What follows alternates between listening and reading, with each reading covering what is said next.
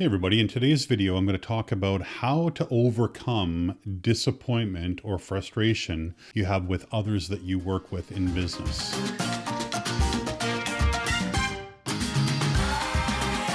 Hey everybody, welcome back to the channel. Today's topic is one that I have struggled with for the better part of 20 years. Challenge with you or me being frustrated or disappointed with the performance of those that we do business with. Now, this could be clients, but it could be colleagues, it could be alliances, anyone that is in your business sphere that fails to meet expectations and that kind of put you in a position of, getting angry, being disappointed, getting a little bitchy, or all of that stuff. I find myself in particular feeling this way probably on a weekly basis, not so much with clients, but much more with vendors, people that are serving my clients, could be the employees of my clients, people who are not keeping up what I perceive to be their end of the bargain. Because this is something that I have struggled with my whole career, I learned to start to dissect situations to figure out what exactly was going on, what was inside my control, what was out of my control, and how to better manage situations so that I don't come through aggressively. So I have a bunch of steps to share with you, but before I get into it, I want to lay kind of a foundation so that you know where my mind is and where I'm going to encourage your mind to be as you're going through this. The first thing is most frustration comes from someone failing to meet expectations. And again, this could be people that you buy from, people that buy from you, people you work alongside with. If you're in a firm, it might be a colleague, it might be a teammate, it might be some part of the machine that you're involved with. You get frustrated because people may not be taking it seriously. They might show up late. They might not get work done to the level that you expect it to. Overall creates a situation where you're not going to be happy and you might lash out. What I've come to realize over 21 years, I guess, of being challenged with this is that all of my frustrations come from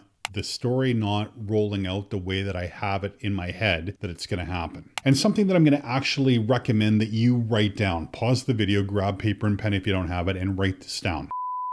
The lesson that I learned is that you have to bet on people's ability, not their potential. Now, I'm an optimist and I tend to force myself to rise to the occasion because I have some, insecurities around making sure I'm always delivering at a high level. I push myself to do better every time I get up to bat. When others are not like that, I find myself going much more Judge Judy than the Dalai Lama and almost having venom, wanting to punish them for not doing things the way that I think they should do them. The lesson that I learned and continue to learn, especially when I find myself in this situation, is I have to look at their ability, not their potential. What are they able to do today? Not what could they do in a perfect situation if they were driven the way that I want them to be driven. And this has been particularly great with clients, is being mindful of how to bend them, but not how to break them with expectations and accountability. And as I was coming to this, and a few years ago, I took a sabbatical year where I didn't do traveling and all that stuff. Looking at hindsight, I wish I hadn't because, geez, do I miss it today. But I started to read some information on Buddhism. I read a lot of the books by the Dalai Lama. And, to Cole's note or a cliff note in the way that I understood it is the Four Noble Truths, which is kind of the foundation of Buddhism. One is life is suffering. Number two is suffering comes from expectations not being met. Number three is we set these expectations, hence we create the suffering. And number four is when we can remove these expectations and just be in the now, suffering starts to go away. Or as Buddhists might call it, you start to move towards enlightenment. Now, this isn't meant to be a class on religion or anything like that, but these are helpful to me because when I realize I'm getting angry, I also realize I'm angry because of an environment, a situation, or an expectation that I set. And so if I brought on that discomfort or that frustration, I can normally get rid of it as well by looking at it objectively. So here's how I do it. And really it is easier said than done, something that I still continue to struggle with. First thing that I do is I try to meet people where they're at. I don't try to meet them to where I want them to be, but I look at where they are and do a snapshot, right? If you watch the video about strategic planning, we talk about the first step being current situation, right? You take a snapshot and you look to see exactly what the situation is today. And I do this with new clients, which is why we do an intake session. I do it with vendors. I do it with colleagues. I'm looking at where they are right now. I'm not starting to forecast where they can be, right? Which is what I talked about before, which is looking at what their abilities are, not what their potential is. I take a good snapshot of where they are and I try to meet them there. Then the next thing is I calibrate my expectations of where they are right now with their expectations of themselves. And what I say to them is, I want your best. I don't want my best. So we're not going to use me as the baseline of performance. We're going to use your best as the baseline of performance. And sometimes clients, are hitting at 100% and everything is going well. Other times they might be struggling with things outside of their control, right? It might be an illness of a family member or somebody that they care for. Market dynamics, which we've seen over the last year. What I ask clients and colleagues is to give me 100% of what they can give today.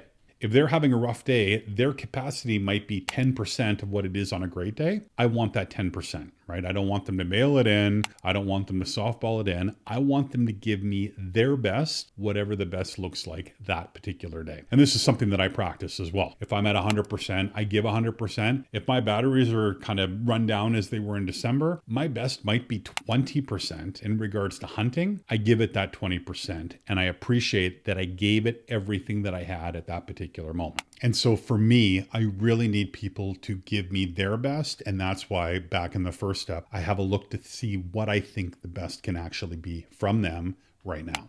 The third piece that I kind of put into place is calibrating expectations with the people I'm working with. And so I want to have, definitions clearly defined so that we're on the same page.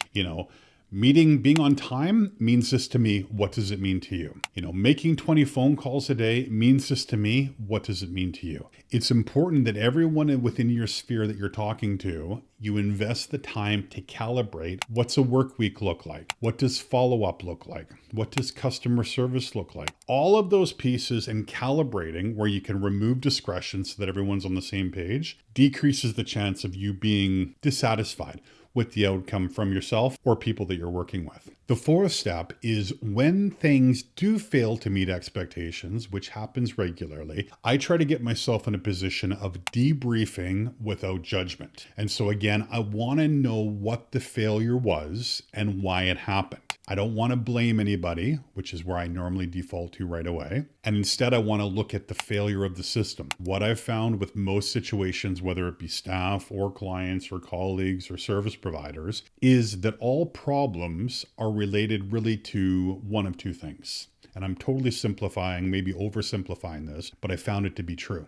You have either working with the wrong person or you haven't trained them properly. And so from a staffing perspective, when I struggle with staffing or clients do, I always look at it and go, have we hired the wrong person or have we not trained them properly? 90% of the time, it's a training issue. You haven't laid out a system clear enough that removed discretion, got everyone on the same page, and clearly articulated what you wanted the outcome to be in a measurable way. Once you've done this, if they're following the system and not getting results, you're probably working with the wrong person. And the fifth thing that I remember as I go through this process is to model the behavior. It is very easy to be a hypocrite and blame other people and judge other people and be pissed off with other people. But if you look closely, you might find that you're actually modeling the behavior that you're disappointed in. In coaching, this is referred to as mirroring, right? You get mad at things with others that you're mad at yourself with, right? You get mad if other people are late, if you find that you're constantly stressed out about being late. And so for me, when I'm looking at the performance of people around me, I'm double checking to make sure that I'm doing what I'm expecting them to do. One of the things that we ask clients to do in GoCO is to work on a sales funnel where they track their prospects, their presentations, and their clients every month. I am mindful that that is a bit hard to do, right? It takes a couple of minutes out of a day, every day, where you have to track and move people from prospect to completion. That being said, I am mindful to model the behavior, which means that I always have an active sales funnel printed out and in my pocket that I'm working, so that if a client says to me, well, this is hard to do, are you doing it? I can actually pull it out of my pocket and show them and say, yeah, here's my sales funnel. That lets them know that I'm not asking them to do anything that I'm not prepared to do myself. And that elevates kind of what everyone is bringing to the table, especially those that you're choosing to work with that are within your sphere. Anyway, I hope that was helpful. This has been a struggle that I've had really from day one, is that I push myself really hard. And in the beginning, I would push people as hard as I pushed myself. And I'd end up pushing them away or breaking them. It was a learned process to meet them where they were, bend them, not break them, be clear on expectations, ask them to give me their best every day, depending on what that best looked like that particular day, and to model the behavior. And since I've been doing that regularly for probably the last 10 years, my level of disappointment has come way down. Now, I still have it on a regular basis, but the intensity of it is much lower. Anyway, as always, I appreciate you watching. If you have any questions or comments, please put them in the section below. Please subscribe if you haven't. Give it a thumbs up if you enjoyed it. And remember, gladiators eat first, and they are clear on the expectations they have of themselves and others, and they meet people where they are. Thanks for watching, and I will see you in the next video.